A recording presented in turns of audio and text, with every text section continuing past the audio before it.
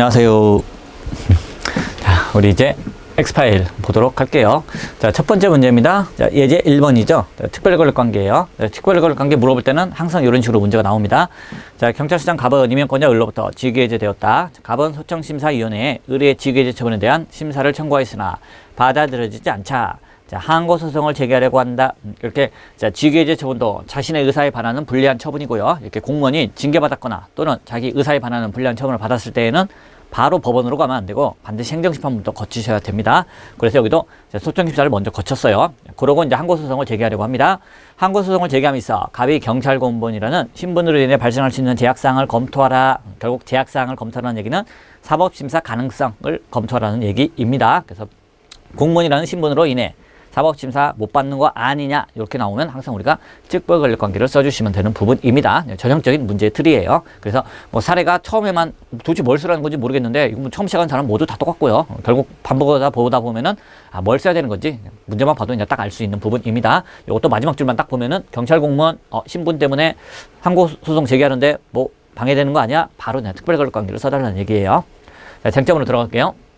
자, 전통적인 특별관계의 의의를 써주시면 되는 부분입니다. 그래서 뭐 특별 원인에 의해서 포괄적인 지배복종 관계, 제일 중요한 거 법치주의가 배제되는 관계죠. 법치주의가 배제되는 관계. 그리고 법치주의가 배제된다는 거 세 가지로 자세히 써주시면 됩니다. 자, 법치주의가 배제되기 때문에 뭐가 배제된다? 요 세 가지가 배제된다는 거예요. 법기사. 그래서 법률위법 원칙, 기본권 제한 법리, 사법심사 요게 제한된다는 겁니다. 자, 그리고 사안에서 바로 거기에 해당한다는 걸 보여주시면 되죠. 국가와 경찰 공무원 갑의 관계는 공법상의 근무관계예요. 요게 전통적인 특별관계에 들어간다는 겁니다.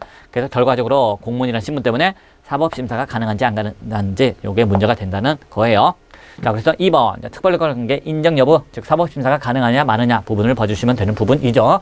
자, 첫 번째 긍정설입니다. 자, 긍정설에서는 자, 일반 권력관계와 특별 권력관계는 구별이 된다. 따라서 특별 권력관계는 특별한 목적을 위해서 포괄적인 지배복종 관계이기 때문에 특별한 목적의 효과적 수행을 위해서는 좀 다르게 봐야 되는 거 아니냐 이런 견해고요. 자, 두 번째입니다. 무슨 뭐 특별이든 일반이든 무슨 상관이냐, 전부 다다 권력 행사, 공권력 행사한다 싶으면은 특별이든 일반이든 가르지 않고 법치주의가 적용되어야 한다는 겁니다. 그렇기 때문에 결국 사법심사가 배제되는 그러한 특별 권력관계 그런 거는 인정할 수 없다. 이게 부정설이 되는 부분이죠. 자, 그 다음 수정설입니다.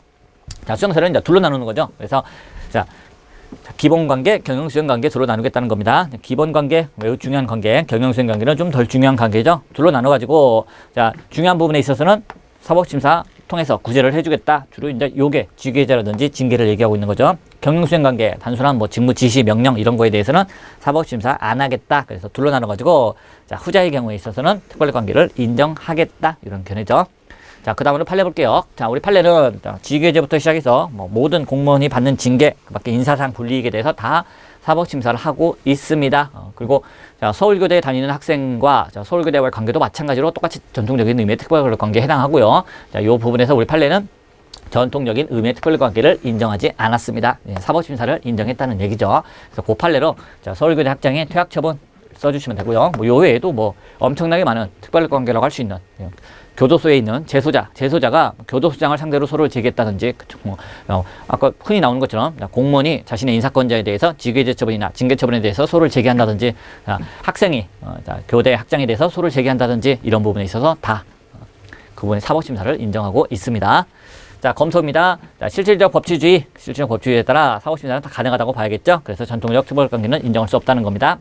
자, 다만 일반 특별권력관계와 일반 권력관계와 특별권력관계가 좀 차이가 있는 건 있다는 거. 자, 그런 특수성을 감안해서 자, 특별 행정법 관계라고는 불러줄 수 있겠다. 결국 사법심사가 배제되는 건 아니지만은 특별 행정법 관계는 사법심사는 가능하지만 조금 더 행정청의 판단이나 재량 이런 걸 좀 더 존중해주는 이런 차이가 있을 뿐이죠. 자, 그 다음으로 넘어갈게요. 자, 결론입니다. 자, 국가와 갑의 관계는 특별행정법 관계다. 그래서 사법심사가 가능하다는 거죠. 그래서 결국 갑은 직위해제 처분에 대해서 취소성을 제기할 수 있다. 자, 갑이 뭔가 항고소송을 제기하는 데 있어서 신분으로 인한 공무원 신분으로 인한 제약관계가 있겠는가? 그런 거 없다. 얼마든지 취소소송 이런 항고소송을 제기할 수 있다. 이렇게 우리가 마무리를 지어주시면 되는 부분입니다. 자, 그 다음으로 넘어갈게요. 자, 두 번째는 이제 판단 여지입니다. 자, 우리 회원분들이 이렇게 보시다가 뭐 질문하고 싶다 뭐 이런 거 있으시면은 바로바로 채팅창에다 이제 올려주시면 돼요. 채팅창에다 올려주시면은 제가 보고 지금 바로 대답해 드릴 수 있는 것만 바로 대답을 해드리고 조금 다 마무리하고 어느 정도 진도를 마무리하고 마지막에 한꺼번에 정리해서 대답을 해드리는 게 좋겠다 싶으면은 마지막에도 이제 정리를 해드리도록 하겠습니다. 자, 두 번째는 판단 여지예요. 자, 판단 여지는 이 개념 자체가 인정 안 하는 학자들도 많고요. 특히 또 우리 판례가 판단 여지라는 걸 그런 용어를 사용하고 있지 않기 때문에 딱 문제가 나왔을 때 이게 판단 여지를 쓰라는 건지 쓰지 말라는 건지, 물론 이제 주로 판단 여지가 나오면 거의 항상 직외제 처분 이런 이제 불확정 개념을 쓴 게 나옵니다. 이 불확정 개념이 등장했을 때 판단 여지가 쟁점이 되는 경우가 많지만, 자, 이렇게 직외제 처분을 한 게 위법한 거냐 적법한 거냐 물어봤을 때 이걸 우리가 재량권의 일탈 남용 여부로 판단해도 충분하고, 또는 판단 여지 한계를 넘느냐 넘지 않느냐를 판단해도 됩니다. 뭘로 해도 돼요. 그런데 굳이 판단 여지 가지고 채점 기준표를 만들었다 그러면은 사실상 판단 여지라는 걸 쓰게끔 유도를 해줘야 돼요. 문제를 출제할 때. 그렇지 않고 그냥 직외제 처분이 나왔다, 자, 이거 위법한가 적법한가 그러면은 재량의 일탈 남용 여부로만 판단해도 틀렸다고 절대로 볼 수가 없거든요. 근데 난 꼭 판단 여지를 물어보고 싶다. 판단 여지라는 단어가 이제 나와야 돼요, 문제에서. 자, 여기 문제 볼게요. 자, 경찰서장 갑은 임용권자 을로부터 근무 성적이 극히 나쁘다는 평가를 받았다. 자, 근무 성적이 극히 나쁘다. 이게 바로 불확정 개념이에요. 자, 이런 평가를 받아 직외제 되었다. 갑이 근무 성적이 극히 나쁘다는 평가를 받은 것은 을이 사실조사를 제대로 하지 않았기 때문이었다는 겁니다. 임용권자가 제대로 사실조사를 하지 않았어요. 자, 이에 갑은 을의 직외제 처분에 대해서 취소소송을 제기하였다. 그러자 을은 자신이 갑에게 한 직외제 처분은 판단 여지가 인정되는 영역이므로 사법심사가 불가능하다고 주장한다. 을의 주장의 타당성을 검토하라. 이렇게 되어 있습니다. 그래서 이제 판단 여지라는 게 언급이 되어 있죠.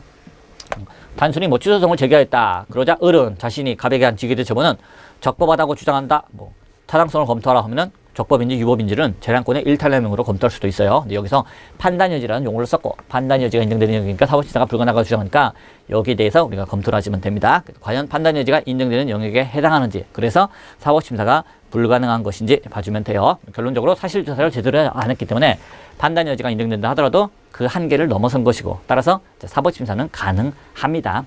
문제에서 이렇게 사법심사가 불가능하다고 주장한다, 타당한가 이렇게 물어보지 않고, 자, 판단 여지가 인정되는 영역이므로 뭐 적법하다고 주장한다, 을의 주장의 타당성을 검토하라 하면 우리는 결론에다가 위법하냐 적법하냐로 쓰시면 돼요. 즉 판단 여지 한계를 일탈하게 되면은 위법한 처분이 됩니다. 그래서 판단 여지 한계를 넘어서서 위법하다라고 하셔도 되고, 또는 한편으로는 판단 여지 개념 자체가 사법심사가 제한되는 그런 여지를 말하기 때문에 사법심사가 불가능하냐 가능하냐라고 물어보면 맨 끝에다가 사법심사가 가능하다 불가능하다 이렇게 끝마쳐 주시면 되는 부분이에요. 자, 장점 볼게요. 자, 판단 여지 의의부터 써주시면 되죠. 그래서 행정법규 요건에 불확정 개념이 사용된 겁니다. 불확정 개념, 이게 키워드죠. 자, 불확정 개념이 사용된 경우 그 개념을 해석 적용함에 있어서 행정기관에게, 즉 행정청에게 자, 일정한 포섭의 자유를 인정한다는 겁니다. 그래서 사법심사가 제한되는 것을 말하고 있는 부분입니다. 자, 요걸 내세워서 지금 인사권자는 자신의 행위에 대한 사법심사는 제한된다라고 주장하고 있어요. 자, 직외제 처분의 근거인 국가공무원법 몇 조 몇 항 2호는 근무 성적이 극히 나쁜 자라는 불확정 개념을 사용하고 있다. 따라서 갑에 대한 직외제 처분이 판단 여지가 인정돼서 사법심사가 불가능한지가 문제된다는 거예요. 그래서 자, 불확정 개념이라는 게 여기 나오고 있다는 거, 불확정 개념. 그렇기 때문에 판단 여지라는 걸 우리가 검토한다는 걸 보여주셔야 돼요. 그래서 근무 성적이 극히 나쁜 자라는 불확정 개념을 우리가 찾아내셔야 됩니다. 참고조문이 주어져 있으면 무조건 참고조문을 쓰셔야 돼요. 국가공무원법 제73조의 3, 제1항 2호에 요 단어가 나와 있으면은 요 참고조문 우리가 언급을 해주셔야 됩니다. 참고조문이 없으면 뭐 그냥 빼고 쓰셔도 돼요. 우리가 뭐 73조의 3, 제1항, 제2호를 평소에 외울 필요는 전혀 없습니다. 참고조문 없으면 그냥 넘어가시면 되지만, 만약 참고조문에 있으면 출제자의 의도는 참고조문을 활용해서 답안을 만들어주기를 원하는 거예요. 그래서 이거 만약 참고조문에 있으면 이거 꼭 쓰셔야 됩니다. 자, 그 다음에 판단 여지 인정 여부부터 시작을 하셔야 되죠. 판단 여지가 과연 인정되는 것이냐, 인정되지 않는 것이냐.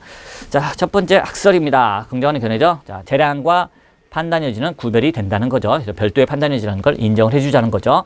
자, 그 논거가 이렇게 보는 거죠. 자, 재량은 입법자에 의해서 부여되는 것이고, 판단 여지는 법원이 주는 것이다. 그러니까 당연히 누가 부여해 주느냐가 차이가 있으니까, 자, 재량과는 별도의 판단 여지라는 걸 인정해야 되는 거 아니냐. 이게 이제 긍정하는 견해고요. 자, 두 번째 견해입니다. 자, 사법심사에 있어서 불확정 개념의 포섭의 문제도 결과적으로는 재량 행위하고 똑같다. 그죠? 그래서 사실상 판단 여지의 한계를 넘어서 위법한 거냐, 또는 재량 행위, 재량의 일탈남용으로서 위법한 거냐, 그 심사 기준은 거의 대부분 행정법상의 일반 원칙입니다. 비례의 원칙에 반했느냐 등등, 그쵸? 그런 걸로 인해서 많이 하는 거죠. 우리 재량의 일탈남용 여부도 행정법상 일반 원칙이 주된 거지만, 시작하는 것은 이제 사실의 오인이 있었느냐, 그죠? 사실의 오인, 뭐 그 밖에 목적의 동기, 그 밖에 행정법상의 일반 원칙 위반 이렇게 검토하는데, 판단 의지 한계를 넘어서냐는 것도 거의 똑같다는 거예요. 근데 똑같은데 왜 굳이 구별하느냐, 이게 이제 부정설의 입장입니다. 자, 판례 볼게요.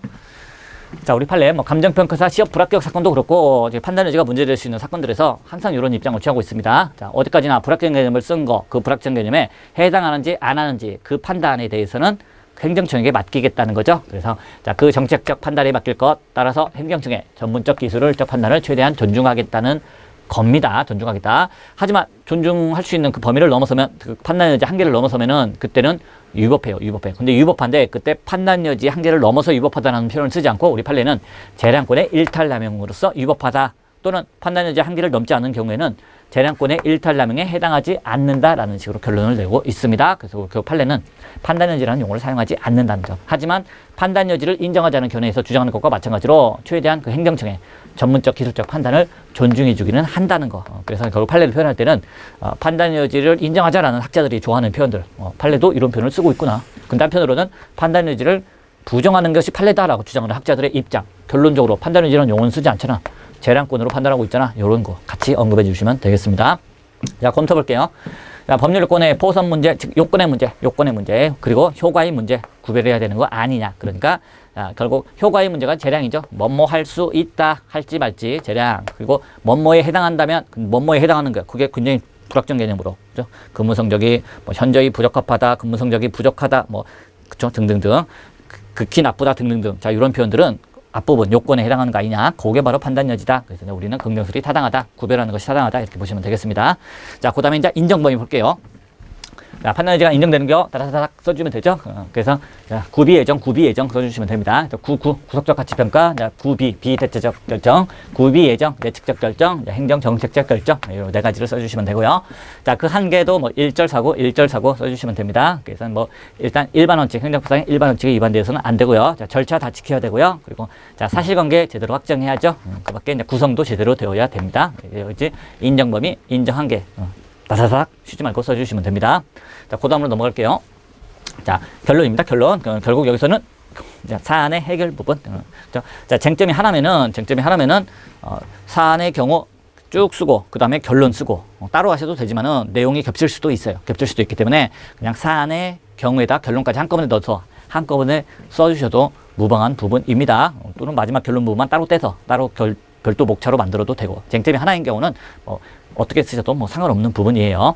그래서 동그라미 1번 볼게요. 자, 직외제는 공무원 관계에서 근무 평정에 관계되는 비대체적 결정에 해당하는 부분입니다. 즉, 뭐에 해당한다? 판단 여지가 인정되는 영역에 해당해요. 자, 하지만 판단 여지가 인정되는 영역이라 하더라도 한계를 넘으면 안 되죠. 자, 그런데 갑의 관할구역에서 범죄 사건 해결률이 다른 지역에 비해 높은데도 사실 조사를 제대로 하지 않았기 때문에 사실관계 확정이 제대로 이루어지지 않았죠.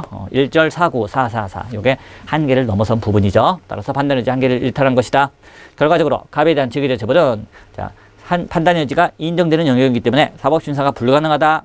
그건 판단 여지 한계를 넘지 않았을 때고 이것처럼 판단 여지 한계를 넘었을 때는 그 직위제 처분에 대해서 사법심사가 가능하게 되는 거죠. 따라서 불가능하다는 의뢰 주장은 타당하지 않다. 이렇게 결론을 내리시면 됩니다. 만약 문제에서 사법심사가 가능하다, 불가능하다 이렇게 접근하지 않고 자, 이 직위제 처분이 위법하냐, 적법하냐 물어봤으면 우리 결론은 판단 여지의 한계를 넘어섰기 때문에 그 직위제 처분은 위법하다 이렇게 결론을 내리시면 됩니다. 그래서 판단 여지는 사법심사 가능성의 문제이지만 또 한편으로는 재량의 일탈남용과 마찬가지로 위법하냐, 적법하냐 또 본안 판단의 문제이기도 하거든요. 자, 이렇게 봐주시면 되겠습니다. 자, 그 다음으로 넘어갈게요. 자, 세 번째입니다. 자, 필요적 행정심판 전취주의예요. 필요적 행정심판 전취주의도 문제가 항상 나오면은 이렇게 나오는 부분이죠. 자, 경찰관 갑은 직무수행 능력이 부족하다는 이유로 임명권자 을로부터 직위제 처분을 받았는데 갑은 소청심사위원회에 소청을 제기하지 아니하고 취소송을 제기할 수 있는가 이렇게 물어보는 부분이죠. 바로 소청심사위원회, 이게 행정심판을 담당하는 기관입니다. 네, 행정심판위원회가 있지만은 자, 특별행정심판위원회라고 해서 이름이 좀 다른 행정심판위원회도 있어요. 그래서 공무원이 징계를 받았다, 자신의 의사에 불리한 처분을 받았다, 그때 다툴 수 있는 행정심판이 이름이 소청심사입니다. 그래서 소청심사위원회가 곧 행정심판이고요. 자, 요게 소청을 제기하지 않냐고, 즉 소청심사위원회에 행정심판을 제기하지 않고 취소송을 제기할 수 있는가 이렇게 문제를 물어보면은 항상 소청심사위원회에 소청을 반드시 거쳐야 되느냐, 자, 행정심판 전취주의가 임의적이 아니고 필요적인 것이냐, 그거 물어볼 때 항상 이렇게 시험 문제가 나오고 있습니다. 자, 쟁점 볼게요. 자, 갑이 취소송을 제기하기 전에 소청심사를 거치하는 지와 관련하여 결국 직위제 처분에 대해서 필요적 전취주의가 적용된지를 검토해야 됩니다. 그래서 필요적 전취주의, 행정심판 전취주의를 물어볼 때는 항상 행정심판을 꼭 거쳐야 되느냐 이렇게 문제가 나오고 있는 부분이에요. 이렇게 행정심판을 반드시 거쳐야 되는 경우는 조금 전에 나온 것처럼 공무원이 징계나 그 밖에 불리한 인사처분을 받았을 때 요때 소청심사 반드시 거쳐야 되고요. 또 하나 도로교통법상의 처분입니다. 그러니까 이제 운전면허 정지나 취소당했을 때, 운전면허 취소 처분을 당했을 때, 자, 요때도 운전면허 취소 처분에 대해서 취소소송을 바로 제기할 수 없고 반드시 행정심판부터 거쳐야 됩니다. 요 두 가지가 우리 행정법에서 자주 나오는 필요적 전취주의에 관련된 쟁점이 되겠습니다.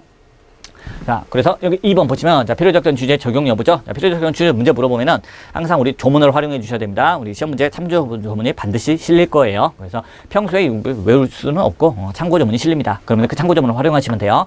그래서 행정소송법 제18조 1항 본문으로 언급하셔야 됩니다. 자, 18조 1항 본문은 임의적 행정심판 전취주의를 규정하고 있습니다. 즉, 행정심판을 거쳐도 되고 안 거쳐도 되고 바로 취소소송을 제기할 수도 있게끔 규정이 되어 있습니다. 자, 그런데 18조 1항 단서에서 본문과 다르게, 자, 단서에서는 다른 법률의 규정이 있는 경우에는 그러하지 아니하다. 그래서 다른 법률의 규정이 있는 경우에는 반드시 행정심판을 거치도록 되어 있다는 겁니다. 행정소송법의 18조 1항 본문과 단서를 우리가 다 언급을 해 주셔야 돼요. 언급해 주셔야 됩니다.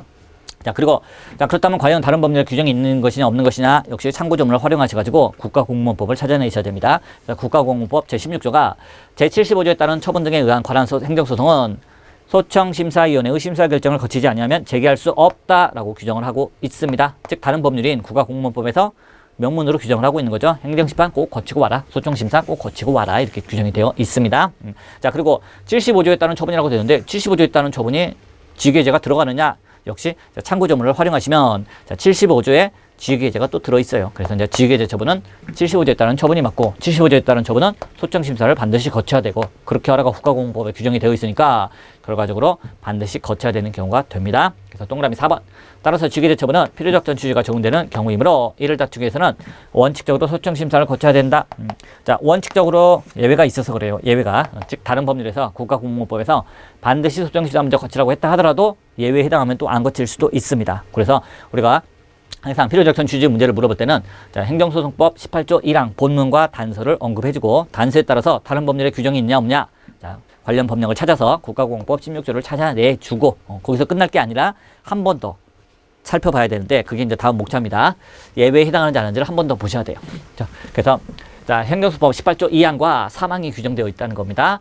그래서 필요적 전취주의가 적용되는 경우라 할지라도 굳이 행정심판을 안 거쳐도 되는데 꼭 이런 때까지 거쳐야 되는 건 너무 심한 거 아니냐, 이런 부분들이 있습니다. 그걸 이렇게 표현해 주면 돼요. 이를 강행하는 것이 국민의 권익을 침해하는 결과를 가져오는 경우라는 겁니다. 자, 그 경우만큼은 그걸 피하기 위해서 18조 2항과 3항이 만들어져 있어요. 그래서 행정심판 아예 제기하지도 않고 바로 취소소송 제기도 됩니다. 이런 규정도 있고, 또 한편으로는 일단 행정심판을 제기는 하되 결과 재결 나올 때까지 기다릴 필요 없이 그냥 바로 행정심판을 제기만 한 다음에 곧바로 법원에 가서 취소소송을 제기해도 됩니다. 이런 식으로 나와 있는데 그게 18조 2항과 3항의 의미입니다. 그리고, 자, 18조 2항과 3항에 해당하는 사유, 거의 우리 문제에서는 거기에 해당하는 예외 사유가 나오진 않아요. 문제에서. 따라서 이렇게 써주면 됩니다.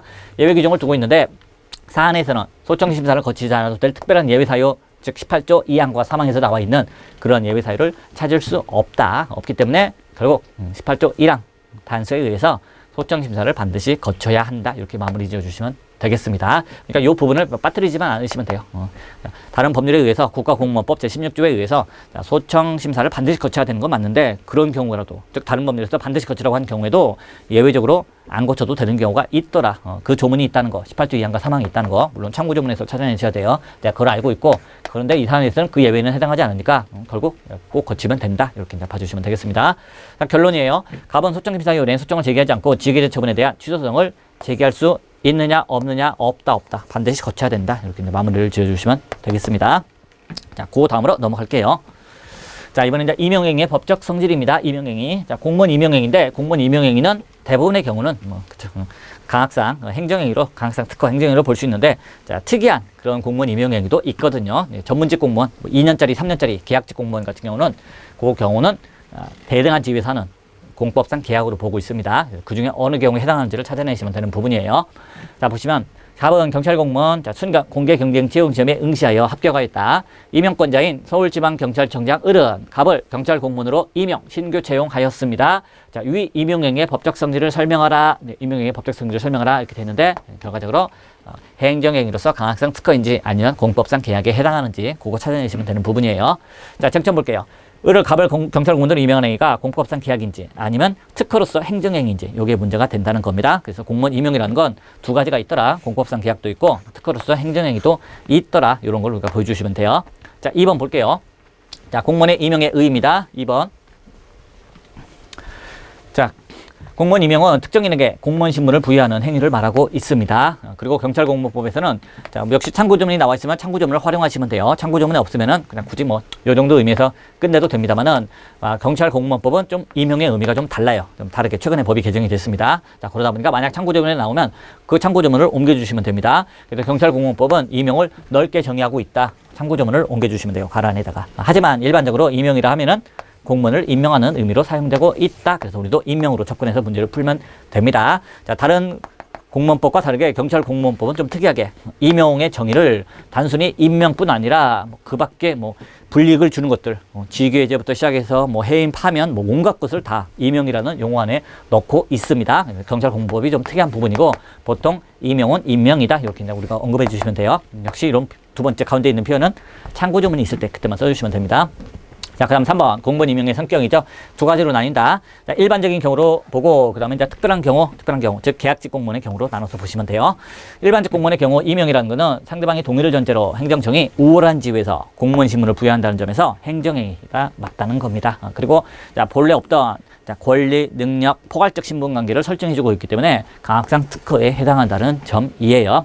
물론 공무원하기 싫은 사람들은 그냥 아무나 잡아다가 야, 너 이제부터 경찰에 이렇게 할 수는 없죠. 상대방이 하고 싶어 할 때, 그쵸? 상대방이 그걸 갖다 표현할 때 상대방이 동의를 전제로 한다. 따라서 일방적 행위가 아니라 쌍방적 행위다. 그래서 합쳐보면은 쌍방적 행정행위로서 특허이다. 이렇게 이제 표현을 해주고 있습니다. 자, 그런데 특이하게 계약직 공무원은 다르다는 거예요. 계약직 공무원의 임명은 계약이라는 용어 자체 대등한 지위에서 맺는 겁니다. 그래서 국가, 지방자치단체가 상대방과 대등한 지위에서 채용계약을 체결한다는 점, 이런 점에서 이제 차이가 있어요. 그래서 결국 일반적인 공무원 임용은 강학상 특허 행정행위가 맞다. 하지만 계약직 공무원에서만큼은 공법상 계약이더라. 이 두 가지를 내가 알고 있다라고 보여주시고, 자, 경찰 공무원 임용이 어디에 해당하는지 결론에다 써주시면 됩니다. 4번 볼게요. 4번. 자, 결국 뭐 계약직 공무원, 뭐 변호사나 뭐 세무사 뭐 이런 사람들을 지방자치단체가 뭐 2년, 3년으로 뽑는 게 아니고 이거 정년이 보장되는, 특별한 사유가 없는 한 정년이 보장되는 지금 순경 공개 경쟁 채용 시험으로 합격하고 임명을 한 사건입니다. 따라서 이거는 일반적인 경우로 보시면 돼요. 갑은 국가와의 채용 계약에 따라 일정 기간 전문 분야에 종사하는 계약직 공무원이 된 것이 아니고요. 자, 국가공무법이나 경찰 공무원에 따라 자, 특정직 공무원으로 된 것입니다. 시험 봐가지고 된 거예요. 따라서 갑에 대한 경찰 공무원 임명은 쌍방적 행정행위에 있어 특허에 해당한다. 이렇게 결론을 내주시면 되겠습니다. 결국 이렇게 임명행위의 법적 성질이 뭐냐 하면은 임명행위라는 게 내가 임명이라는 걸 알고 있다. 그리고 거기에는 두 가지가 있는 걸 알고 있다. 근데 자, 전문직 공무원 채용 2년짜리, 3년짜리로 계약하는 거 말고 나머지 신분이 보장되는 공무원 뽑는 거는 거의 다 이거는 강학상 특허로서 행정행위라는 걸 내가 알고 있다. 그 정도 써주시면 되는 부분입니다. 다음으로 넘어갈게요. 자, 5번입니다. 자, 결격 사유 있는 자에 대한 임용행위의 위법성과 그 정도예요. 자, 결격 사유 있는 자에 대한 임용행위가 위법하냐 아니냐, 이렇게 이제 위법성을 물어보는 부분이고요. 자, 위법하냐 아니냐 부분 넘어서 가지고 그 정도, 위법성의 정도까지 물어보면은 이제 취소 사유인지 당해무효 사유인지까지 물어보는 부분이 되겠습니다. 자, 먼저 문제 볼게요. 자, 갑은 상해죄로 뭐 이렇게 뭐 집행유예 2년을 선고받고 형이 확정됐음에도 이 사실을 숨기고 자, 경찰 공무원 시험에 응시해서 합격하였다는 겁니다. 자, 당시 임용권자인 경찰청장 을은 신원 조사를 철저히 하지 않았기 때문에 그러한 사실을 알지 못하고 경찰 공무원으로 임용을 했다는 겁니다. 자, 을의 갑에 대한 임용행위의 위법 여부와 그 위법성의 정도를 검토하라. 자, 문제가 그냥 임용행위의 위법 여부를 검토하라 해서 끝냈으면은 뭐 취소 사유인지 당해무효인지는 써줄 필요 없지만 그 위법성의 정도를 검토하라, 또는 그 임용행위의 효력은 어떠한가? 자, 효력이 있냐 없냐? 효력은 어떠한가? 자, 그래서 위법성의 정도는 어떠한가? 또는 효력은 어떠한가? 이런 식의 문제가 하나 더 붙어 있으면은 요거는 단순히 위법하다 해서 끝나지 말고 그게 취소 사유인지 무효 사유인지까지도 쓰라는 겁니다. 따라서 무효와 취소에 관한 논의를 우리가 써줘야 되는 문제는 끝날 때 효력은 어떠한가? 위법성의 정도는 어떠한가? 이렇게 끝나게 되는 부분입니다. 자, 쟁점 볼게요. 자, 1번입니다. 자, 집행유예 기간이 경과하지 않은 갑에 대한 임명이 위법하다면 그 정도가 문제된다. 즉 당해무효인지 아닌지, 취소사유인지 당해무효인지가 문제된다는 거예요. 먼저 위법 여부 보고 그 다음에 위법성의 정도 보고 마지막에 결론에서 두 개 결론을 합치면 됩니다. 자, 2번 갑에 대한 임명의 위법 여부죠. 자, 먼저 보여야 될 게 경찰 공무원의 임명 요건이에요. 임명 요건을 보고 거기에 딱 들어맞는지 안 맞는지 사안의 경우를 써주시면 됩니다. 자, 첫 번째 임명권자가 임명을 해야 되는 부분입니다. 그렇죠? 임명권이 없는 사람이 임명하면 안 되겠죠. 첫 번째 뭐 거의 문제 안 되고요. 자, 성적 요건이나 경쟁 요건을 갖춘 사람이 해야 됩니다. 역시 그것도 참고조문에 주어져 있으면 참고조문을 다 쓰셔야 됩니다. 국가공무원법, 경찰공무원법 이런 식으로. 참고조문이 없으면 뭐 안 쓰셔도 상관없고요. 자, 성적 요건, 그래서 시험 봐서 공개 채용으로 시험을 봐가지고 성적 순으로 경찰 공무원 뽑는 경우가 있고요. 자, 또는 자, 시험으로가 아니라 자, 경력이 충분하면은 이런 경우는 굳이 뭐 시험 성적 뭐 영어 단어 하나 더 알고 못 알고 이게 중요한 게 아니죠. 이 정도의 경력이면은 경찰 공무원하기 충분하다. 그러면 자, 경력직으로도 뽑을 수 있어요. 어쨌든 자, 성적 요건이든 또는 뭐 경력 요건이든 자, 이런 걸 통해서 뽑습니다. 자, 성적이 좋은 사람 또는 경력이 충분한 사람 이런 사람을 뽑아야겠죠. 자, 세 번째로는 이멸결격 사유에 해당하지 않을 것입니다. 이거 역시 참고조문에 주어지면은 반드시 써야 돼요. 국가공무법 제33조. 그래서 이멸결격 사유 있으면은 공무원이 될 수가 없고 없어야만 공무원이 될 수 있다는 겁니다. 자, 사안의 경우죠. 자, 서울지방경찰청장은 임명권자가 맞아요. 임명권자 맞습니다. 특별히 문제 안 돼요. 물론 참고조문에 쭉 나와 있으면 뭐 참고조문을 이렇게 내가 다 알고 있다라고 써주시면 되겠지만 참고조문에 안 나와 있으면 그냥 서울지방경찰청장이 임명권자로서 문제 없다. 가볍게 넘어가셔도 되고요. 자, 두 번째입니다. 갑은 공개경쟁채용시험에 합격해서 임용되었죠. 성적 요건 이런 거 다 갖췄습니다. 자, 세 번째. 그러나 임용 당시에 국가공무법 33조 제4호에 해당하는 결격사유가 있었다는 겁니다. 집행유예를 받았으면 집행유예 기간이 끝나고 그리고 2년이 지나야만 공무원이 될 수가 있는데 집행유예 기간도 끝나기도 전에 그죠? 바로 공무원에 임용이 됐다는 거죠. 그래서 참고조문에 나와 있으면 정확히 언급을 해주셔야 돼요. 33조가 임용 결격 사유를 쭉 나열하고 있는데 그 중에 몇 호에 해당하는지 그래서 이제 4호에 해당하더라 그걸 딱 보여주시면 됩니다. 따라서 셋 중에 이거 하나 못 갖췄네요. 세 번째 요건 제일 중요한 요건 이를 간과한 임용행위는 위법하다는 겁니다. 자, 공무원 임용 가지고 위법하냐 아니냐 문제가 나오면 거의 대부분이 뭐 성적 미달인데 임용했다 그런 경우도 잘 안 나오고 임용권자 아닌 사람이 임용했다 멍뚱한 사람이 임명장 줬다 이런 것도 거의 안 나오고 문제가 나오면 항상 세 번째 걸로 나옵니다. 결격 사유가 있는데 그걸 간과하고 임용한 경우 그 경우가 문제 나와요. 자, 그 다음으로 넘어갈게요. 자, 이번에는 그 위법성의 정도까지 물어보고 있습니다. 즉, 위법성의 정도를 물어본다는 건 그 효력은 어떠한가를 물어보는 거예요. 그래서 첫 번째 학설이죠. 자, 공무에 대한 국민의 신뢰보호를 위해서 당연무효다. 공무원들이 이런 사람한테 어떻게 공무를 맡길 수 있느냐. 당연무효라는 견해가 있고요. 자, 그렇지 않다. 어디까지나 무효와 취소는 중대 명백사를 가지고 따져봐야 되는데 임명결격 사유를 간과하면은 법을 위반했기 때문에 그 하자가 중대한 거 맞다. 하지만 과연 명백한 하자라고 볼 수 있겠느냐. 일반 국민의 입장에서 봤을 때는 알 수가 없다는 거죠. 일반 국민 입장에서. 따라서 외관상 명백하다고는 볼 수 없고 중대하지만 명백한 건 아니네. 결국 이제 취소 사유다. 이렇게 이제 보는 견해가 있습니다. 자, 그 다음에 이제 판례 볼게요. 자, 임명장치 임명결격 사유가 있었다면 비록 국가의 과실에 의하여 임명결격자임을 밝히는지 못하였더라도 요거 그냥 중요하다고 보지 않아요. 국가가 과실로 밝히는지 못했다 하더라도 그래도 임명행위는 당연무효다. 이렇게 이제 우리 판례의 확고한 입장이 되겠습니다. 자, 우리 검토 볼게요. 자, 검토에서는 이제 헌법이라든지 또는 국가공무원법 규정 이런 걸 언급하시면 되는 부분이에요. 자, 헌법이나 국가공무원법 규정 이런 거 뭐 참고조문에 나오지도 않고 내가 잘 기억도 안 난다. 그러면은 그냥 뭐 그죠? 이런 사람에게 공무원을 맡긴다는 거는 자, 여러모로 봤을 때 부적합한 거 아니겠느냐 등등 국민의 신뢰를 확보할 수 없지 않겠느냐 뭐 여러 가지 뭐 좋은 말 집어넣어서 검토를 내리시면 돼요. 자, 검토는 뭘로 내셔도 상관없고 자, 논거만 있으면 돼요. 논거만. 그죠? 자, 여기서는 헌법과 국가공무원법을 논거로 들이밀었습니다. 그래서 당연무효로 보는 견해가 타당하다. 자, 그 논거로 헌법에서 공무원은 국민 전체의 봉사자이다. 이렇게 규정을 해놨고요. 근데 저렇게 이제 집행유예도 끝나지 않은 사람이 국민 전체의 봉사자가 될 자격은 없다. 이렇게 연결이 되는 부분이고요. 또 자, 결격사유와 당연퇴직 사유가 매우 유사합니다. 결격사유와. 그래서 우리 국가공무원법은 재직 중에 결격사유가 발생하면은 당연퇴직을 시키도록 규정을 하고 있다는 겁니다. 자, 이 의미는 결격사유가 있으면은 공무원 자격이 없는 거 아니냐. 그래서 그냥 바로 당연퇴직을 시키는 거 아니냐. 이렇게 보고 있는 거예요. 자, 이렇게 전체적으로 국민 전체의 봉사자이다. 결격사유가 있으면 공무원이 된 후에도 결격사유가 있으면 애초에 공무원이 될 수가 없는데 설사 공무원이 됐다 하더라도 나중에 결격사유가 생기면 바로 당연을 퇴직시키겠다. 이 얘기는 결격사유 있는 자에게는 공무원 자리를 줄 수 없다. 이런 의지 아니겠느냐. 그런 점에서 봤을 때 그걸 간과하고 공무원 임명을 했다 하더라도 당연무효로 보는 것이 타당하다. 이렇게 검토를 하시면 되는 부분이에요. 자, 사안의 경우죠. 그래서 갑에 대한 임명행위는 그 정도가 어떠한가, 위법성의 정도가 어떠한가, 당연 무효이다. 그죠? 그래서 4번에서는 합치면 되는 거죠. 자, 쟁점이 두 개인 문제였죠. 그래서 2번에서는 2번 목차에서 자, 임용행위가 위법한가, 위법하다. 자, 3번 위법성의 정도가 어떠한가, 당연 무효이다. 그럼 4번 마지막 결론에서 이 두 개 결론을 합치면 돼요. 그래서 갑에 대한 임용은 위법하냐, 위법하고, 자, 위법성의 정도는 어느 정도냐, 당연 무효이다. 합쳐서 결론에다 써주시면 되겠습니다. 자, 여기 보고요. 자, 그 다음으로 넘어갈게요. 자, 그 다음 이제 유사 문제입니다. 자, 보통 행정행위가 자, 위법하냐, 위법성의 정도가 어떠하냐, 그 효력은 어떠한가 라고 물어보게 되면은 무효와 취소의 구별이기 때문에 자, 무효와 취소의 구별에 관한 학설을 쭉 써주면 됩니다. 조금 전 문제 같은 경우는 뭐 워낙 학설이 이렇게 딱 나뉘어 있어가지고 취소사유다, 당연무효다 이렇게 딱 나눠져 있는 부분인데 자, 그렇지 않고 보통 위법성의 정도가 어떠하냐, 효력이 어떠하냐 물어보면은 관련된 학설들, 중대명백설부터 중대설, 명백성, 보충요건설, 조사, 의무설, 뭐 구체적 가치 형량설 이런 학설들 우리가 다 써주시면 됩니다. 여기도 볼게요. 자, 임용권자 의뢰 경찰서장 갑에 대한 지휘계제 처분이 판단 여지 한계를 위반하여 위법한 경우라면은 자, 그 위법성의 정도를 검토하라. 위법한지 아닌지는 써주는 거 아니에요. 이미 위법한 경우 판단이 끝났어요. 여기서 물어보고자 하는 거는 위법성의 정도만 물어봅니다. 자, 그 위법성의 정도를 검토하라 또는 그 효력은 어떠한가 이렇게 물어보게 되면은 자, 무효인지 취소인지를 써주면 되는 겁니다. 쟁점 볼게요. 1번. 자, 갑에 대한 지휘계 처분이 무효인지 취소 사유인지가 문제가 된다는 겁니다. 자, 그리고 무효와 취소의 구별이라는 건 항상 뭘로 접근하는 부분입니까?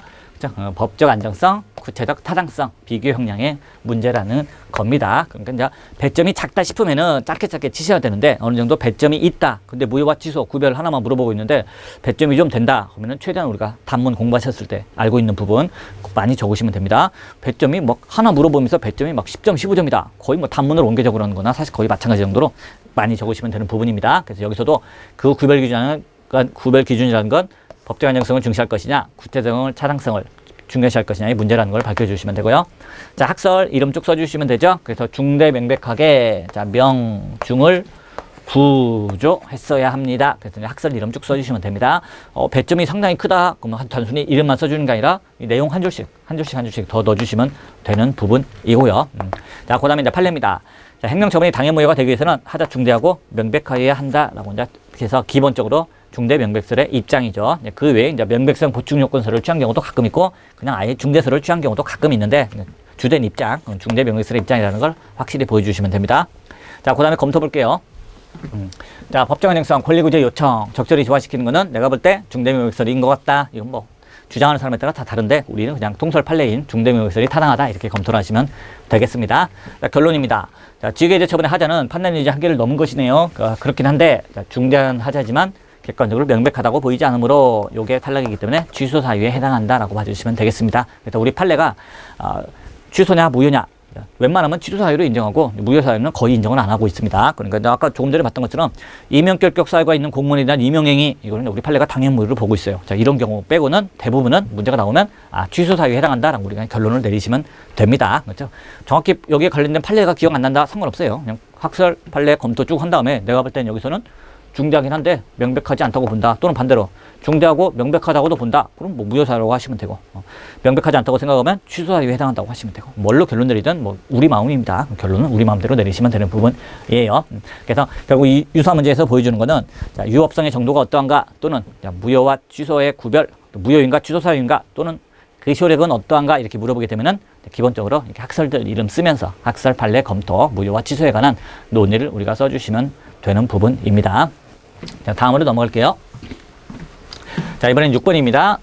자, 당연 무효인 행정행위에 이제 하자치유 가부죠. 하자치유 가부입니다. 좀 전에 우리가 오늘 문제 풀었던 그 부분이기도 하죠. 역시 갑은 뭐 집행유예 2년을 선고받고 형이 확정되었습니다. 이걸 숨기고 자, 공무원 시험에 응시해서 합격했네요. 당시 임용권자가 자, 그런 사실을 알지 못하고 임용을 하였네요.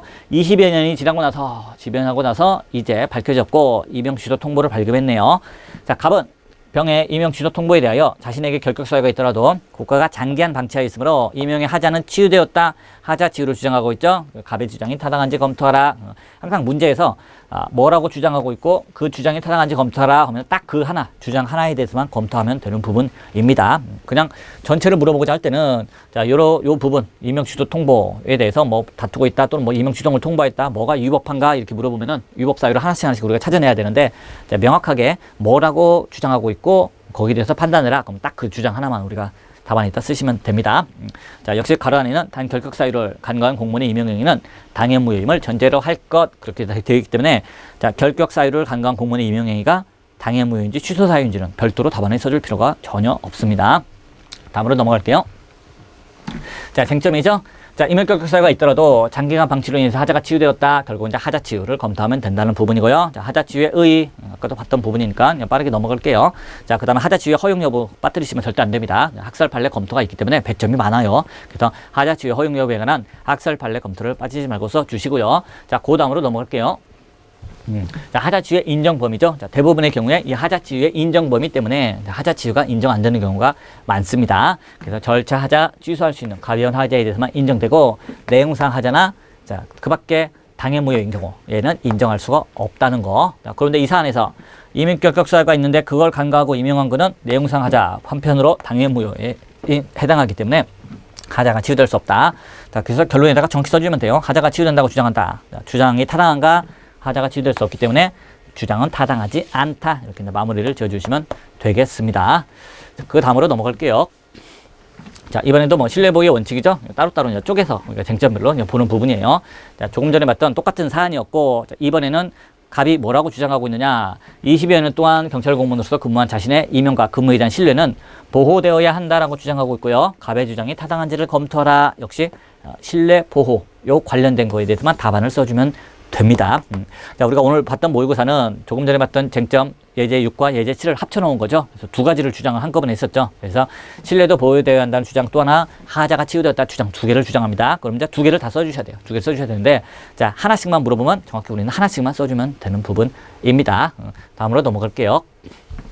자, 쟁점입니다. 이제 신뢰보호 원칙에 반하느냐 그게 문제가 되는 부분이죠.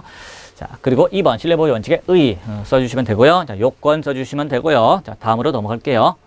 자, 결론 해가지고 사안에다 쭉 포섭을 해주는 거죠. 그래서 이 결격 사유 있는 데는 임용은 무효이고 자, 무효는 공적 개념 배용으로 볼 수 없다는 거. 또 하나 스스로 집행유예가 경고하지 않은 사실을 속이고 시험 본 사람이 나중에 가서 내 신뢰를 보호해달라. 그런 신뢰는 보호할 가치가 없다는 거. 따라서 신뢰보호 요건의 원칙 요건, 신뢰보호 원칙의 요건, 자, 선보 처인 후에서 선행행위, 공적인 개념 표명 인정되지 않고 보호가치 있는 신뢰, 이거 역시 인정되지 않고 따라서 신뢰보호 원칙에 주장할 수 없다. 그러니까 신뢰보호 원칙에 반하지 않고요. 갑의 주장은 타당하지 않다. 이렇게 나오는 부분이죠. 자, 우리 오늘 봤던 모의고사는 두 가지를 주장했기 때문에 즉 하자치유 주장했고 또 하나 신뢰보호의 원칙, 신뢰보호를 주장했기 때문에 이 두 가지 주장이 타당한가 라고 물어봤기 때문에 우리가 목차를 봤을 때 자, 1번 쟁점 두 가지가 문제된다. 자, 2번 하자치유 과연 그 주장 타당성 검토했고요. 자, 세 번째 목차에서 자, 신뢰보호 주장, 신뢰보호 원칙에 반하는지 안 반하는지 그걸 판단했고 마지막에 가서 자, 결론에 가서 여기서 하자치유 안 된다고 결론 나온 거 그리고 신뢰보호의 원칙에 반하지 않는다고 나온 거 이 두 개를 결론에다가 한꺼번에 써서 마무리를 지었습니다. 그런데 문제에서 두 가지 쟁점을 물어본 게 아니라 금방 예제 이것과 그 전 예제처럼 하나씩 떼어가지고 하자치유를 주장하는데 타당한가 또는 하나만 딱 떼어서 신뢰보호를 주장하는데 타당한가 이렇게 하나씩만 떼어서 물어보면은 우리도 하나씩만 검토하면 되는 부분이고 자, 마지막에 가서 결론이라고 목차를 쓰든 사안의 경우라고 목차를 쓰든 사안의 적용이라고 쓰든 거기서 그 주장이 타당한지 않은지 그리고 사안의 포섭과대 한꺼번에 써주셔도 전혀 상관이 없습니다. 자, 여기서 뭐 사안의 경우라는 목차로 이렇게 쭉 다 해놓고 마지막에 결론 목차를 또 하나 만들어서 마지막 문장을 한 번 더 반복한다? 의미 없습니다. 똑같은 말을 한 번 더 쓴다? 의미가 없어요. 점수는 써야 될 말만 들어가면 점수가 들어가기 때문에 결론이라는 하나의 목차에서 다 쓰든 사안의 경우라는 목차에서 여기까지만 쓰고 자, 따라서부터는 별로의 결론을 따로 떼서 쓰든 상관없습니다. 내용만 다 들어가시면 되는 부분이에요. 자, 그 다음으로 넘어가겠습니다. 자, 이번에는 또 이제 임용 결격 사유 있는 자에 대한 자, 임용 취소 통보의 대상 결격이죠. 역시 오늘 모의고사에 나왔던 부분이었죠. 자, 마지막 것만 볼게요. 자, 서울지방경찰청 벽의 임용 취소 통보가 취소 조정의 대상이 될 수 있는지 검토하라. 그래서 항상 대상 결격을 물어보는 문제는 취소 조정의 대상이라는 단어가 나오죠. 대상이 될 수 있는지 검토하라 나와 있고 그리고 임용 취소 통보 행위에 대해서 과연 이게 처분이냐 처분이 아니냐 이것도 이제 하나의 다른 시험에서 많이 나왔던 쟁점이니까 봐주셔야 되는 부분이 되겠습니다. 역시 1번 쟁점 볼게요. 행정소송법 제19조 언급을 해주시면 되고요. 그래서 처분성 인정 여부가 문제가 된다. 자, 그 다음에 처분 일반론을 써주셔야죠. 처분의 개념을 먼저 써주시면 됩니다. 그래서 처분이란 무엇을 얘기하는지 행정소송법 2조 1항 1호에 나와 있는 그 개념, 청구법 공고준을 써주시면 되고요. 자, 행정행위와 관계에 관련해가지고 1원론과 2원론 그리고 점점 확대시키고 있는 판례의 태도를 써주시면 되고, 우리 검토에서는 그 밖에 이에 준하는 행정작용 때문에 2원론이 타당하다 이렇게 일반론을 써주시면 됩니다. 자, 다음으로 넘어갈게요. 자, 3번. 그래서 임명 취소 청구가 이제 비로소 처분이냐 아니냐에 관한 학설 봐주시면 되는 부분이죠. 그리고 우리 판례는 당해무효인 경우, 그쵸? 당해무효를 확인한 거에 불과하기 때문에 처분이 아니다, 처분이 아니라고 보고 있다는 거. 그리고 우리 검토에서도 역시 처분이 아니다라고 봐주시면 됩니다. 그래서 이제 결론이죠. 자, 의명 취소 청구는 처분이 아니기 때문에 그래서 취소 소송의 대상이 될 수 없다는 거예요. 그죠? 그래서 마지막 목차를 뭐 사안의 경우라고 하든 결론이라고 하든 뭘로 하셔도 상관이 없습니다. 자, 그 다음으로 넘어갈게요. 자, 이번에는 이제 법규명령 형식의 행정규칙의 법적 성질입니다. 자, 법규명령 형식의 행정규칙이다. 항상 우리 시험에서는 별표로 나오고 있습니다. 별표. 자, 법규명령 형식이다. 대통령령이나 총리령, 부령의 형식을 취하고 있는데 그 내용은 행정규칙이다. 행정규칙, 재량준칙입니다. 즉 제재적 처분 기준. 한 번 위반했을 때 어떤 제재를 처하고 두 번 위반했을 때 어떤 제재를 처할지. 이런 이제 제재적 처분 기준, 재량준칙, 행정규칙인데 행정규칙이 대통령령이나 부령의 형식으로 들어가 있는 경우를 물어보고 있는 겁니다. 자, 문제 볼게요. 자, 갑은 친구들과 만나 술자리를 가진 후 승용차를 운전해서 귀가하다가 음주 단속을 받게 되었습니다. 음주 측정 결과 혈중 알코올 농도가 0.18에서 운전한 사실이 발각되었습니다. 그래서 관할지방경찰청장 을은 갑에게 도로교통법 시행규칙 91조 제1항 별표에 의해서 갑의 제1종 보통 운전면허를 취소하였다는 겁니다. 여기 문제에서 묻고자 하는 것은 위 별표의 법적 성질을 검토하라는 겁니다. 항상 법규명령 형식의 행정규칙이 시험에 나오면 별표의 법적 성질을 검토하라. 자, 참고조문 볼게요. 자, 참고조문 보시면 자, 도로교통법 시행규칙 제91조 보니까 이제 운전면허 취소, 정지, 처분 기준 등 이렇게 나와 있고, 자, 1항에서 법 제93조에 따라 운전면허를 취소 정지시킬 수 있는 기준과 법 97조 1항에 따라 자동차 등의 운전을 금지시킬 수 있는 기준은 별표 28과 같다 이렇게 되는데, 자, 법 제93조에 따라 즉 도로교통법 제93조 1항이 운전면허를 취소하거나 1년 이내 범위에서 정지시킬 수 있다 이렇게 규정이 되어 있거든요. 그리고 구체적인 기준은 행정안전부령에 정하는 바에 따라 해서 행정안전부령으로 넘겨졌고, 그 부령이 바로 도로교통법 시행규칙이 되는 부분입니다. 별표 28이 만들어졌는데 과연 그 기준이 어떻게 되어 있느냐, 특히 이제 취소처분 개별 기준 봐서는 이렇게 되어 있는 거죠. 자, 음주운전, 술에 취한 상태에서 운전한 경우는 어떻게 하겠다? 0.08 혈중 알코올 농도가 0.08% 이상인 상태에서 운전한 경우에 있어서는 취소 처분 개별 기준이에요. 취소하겠다는 겁니다. 취소하겠다. 그래서 술에 취한 상태에서 운전했고 그 내용이 혈중 알코올 농도 0.08 이상이면은 취소해요. 취소 처분 개별 기준이 몇 개가 있는데 그 중에 하나가 요겁니다. 그래서 바로 취소하게 되어 있습니다. 자, 요 별표의 법적 성질이 분명히 행정규칙입니다. 행정규칙. 재량준칙이니까 행정규칙이에요. 즉 행정조직 내부에서 경찰 공무원들만 이대로 자, 법을 집행하세요 라고 내부를 규율하기 위한 행정규칙입니다. 자, 그런데 이 형식은 도로교통법 시행규칙 부령으로 만들어져 있어요. 법규명령으로 만들어져 있습니다. 이걸 우리가 법규명령 형식의 행정규칙이다. 그리고 그 법적 성격이 무엇이냐, 이게 논제가 되는 부분이죠. 그래서 뭐 결국 형식을 중시한다. 그러면 저 형식이 법규명령이니까 법규명령으로 봐야 하는 거 아니냐. 실질을 중시한다. 실질은 행정규칙에 불과한 거니까 행정규칙으로 봐야 될 거 아니냐. 이런 부분 가지고 문제가 되고, 항상 이렇게 이제 별표가 문제가 되는 부분이라고 보시면 되겠습니다. 자, 쟁점으로 넘어갈게요. 자, 법규명령 형식의 행정규칙에 의의를 써주시고 그 다음에 이 사안이 바로 거기서 문제가 되고 있다는 걸 보여주시면 돼요. 법규명령 형식의 행정규칙이라 당해 규범의 실질은 뭐다? 행정사무처리 기준에 불과하다. 즉 재량준칙이지만 그것이 대통령령이나 부령 등의 형식을 취하고 있다. 즉 형식은 법규명령을 취하고 있다는 거죠. 자, 사안이 딱 거기에 해당한다는 겁니다. 자, 사안에서 별표 28은 내용상으로는 행정사무처리 기준, 즉 재량준칙이지만 법규명령인 부령의 형식, 시행규칙이죠. 도로교통법 시행규칙이라는 부령의 형식을 취하고 있다는 거. 따라서 법규명령 형식의 행정규칙에 해당한다. 그리고 그 법적 성질을 물어보고 있으니까 그걸 검토하겠다 라고 봐주시면 되겠습니다. 그래서 목차를 뭐 두 개로 나누셔도 전혀 상관없어요. 이 목차를 첫 번째 쟁점 뒷부분을 써주시고 그 다음에 두 번째 목차로 법규명령 형식의 행정규칙에 의의를 해가지고 앞에 두 줄을 써주셔도 됩니다. 또는 별도로 목차 나누기 싫으면 한꺼번에 쟁점에서 의의를 써주고 자, 사안에서 바로 거기에 해당하고 그래서 법적 성질이 문제된다. 자, 목차 역시 뭐 쟁점과 의의로 나누든 하나로 합쳐서 쓰든 전혀 상관이 없습니다. 자, 그다음 학설 볼게요. 자, 키워드 팍팍 들어가시면 되는 부분입니다. 자, 법적 안정성 그리고 형식 중시하게 된다. 그래서 법규 명령으로 보는 견해고요.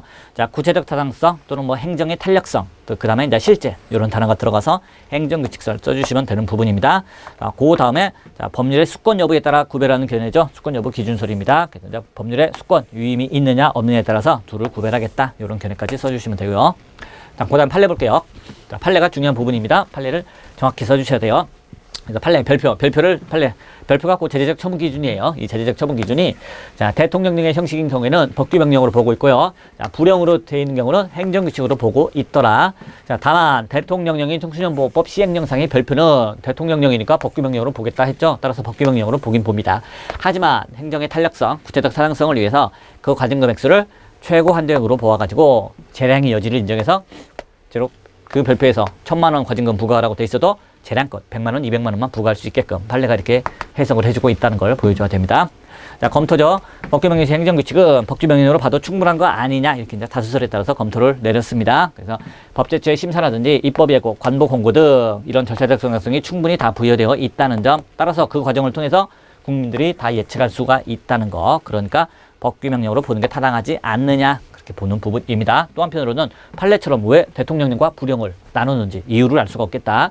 그래서 불형과 대통령령을 구별할 합리적인 이유도 없다. 이런 것까지 있으면 뭐 완벽하게 검토가 나오는 부분입니다. 검토가 뭐 논거 하나만 써도 되는데 무려 절차적 정당성을 확보했다는 점, 또 하나 예측 가능성이 있다는 점, 그리고 판례를 비판하면서 불형과 대통령령을 구별할 이유도 없다는 점, 이런 것까지 있으면 뭐 이상 쓸 수가 없어요. 그래서 결론입니다. 우리가 내린 결론, 별표는 뭘로 보겠다? 법규명령에 해당한다. 이렇게 보시면 됩니다. 그리고 무슨 뭐 도로교통법 시행규칙 뭐 별표 28 뭐 일일이 길어요. 일일이 길죠. 일일이 길기 때문에 충분히 답안에다 쓸 때는 뭐 가로 열고 이하 별표라 한다 이렇게 이런 말을 써도 되고, 굳이 그냥 줄여서 그냥 별표라고 해도 그냥 다 충분히 뭔지 알아볼 수 있습니다. 이 정도만 쓰셔도 돼요. 답안에다 일일이 쓸 때마다 도로교통법 시행규칙 뭐 별표 28 그걸 계속 반복해서 쓸 필요는 없어요. 별표만 반복해서 써주시면 충분합니다. 자, 여기까지 보고요. 우리 좀 쉬었다가 이어서 나머지 계속 보도록 하겠습니다. 자, 수고 많으셨습니다.